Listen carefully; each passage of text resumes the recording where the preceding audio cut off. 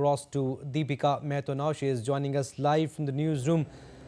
Good evening, Deepika. We saw glittering inauguration ceremony, opening ceremony yesterday. Big platform for the athletes who are competing at the university level.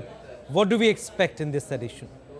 When we talk about this particular edition of Khelo India Youth Games, Abhishek, it becomes even more important for the young athletes when they get such sort of exposure and such sort of international infrastructure for their training and for their preparation for the upcoming major international event. You were just talking to the coach of Yashasvi Jaiswal and you would have noticed that how he was groomed as a kid and this is what he resulted into. You can see his output, and similarly, it is important for all the athletes, not just cricket it is limited to, but it applies to all other non-cricketing sports also when we talk about nurture from the grassroots level. And this is also one of the aim of Khelo India scheme per se when we talk about it, that nurturing the athletes right from the grassroots level is what they focus on. This is what they've been doing through Khelo India University Games, through Khelo India Youth Games, through Khelo India Women League as well. And with this endeavor, there are many medals which are there up for grabs, but ultimately what players do they take from here is their experience. And this is what we heard from Prime Minister Narendra Modi also yesterday in the opening ceremony when he said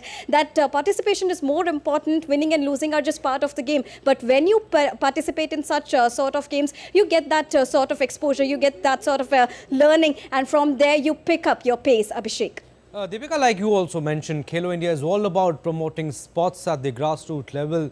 And this edition also sees more participation too from the students at the university level. Another step in making India a sporting powerhouse?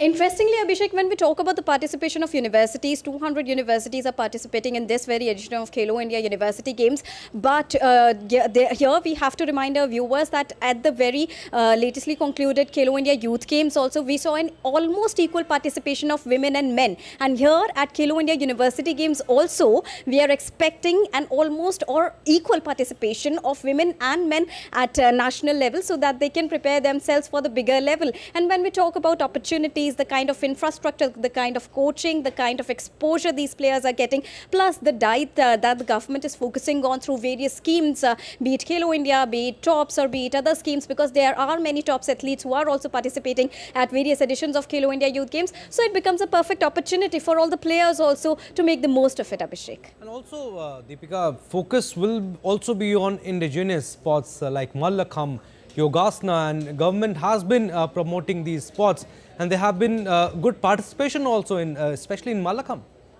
You would remember, Abhishek, in the 4th edition of Khelo India Youth Games, there were 5 indigenous sports which were introduced to Khelo India Youth Games, and that happened for the very first time. Now, this trend has very beautifully continued, and every Khelo India edition makes sure that they include the indigenous sports as well. This has happened here also. We are witnessing Mallakhambh, we are witnessing Yogasana, and also we've heard Prime Minister Narendra Modi talking about the importance of yoga and how it will keep the athletes and the general public also in remaining mentally fit.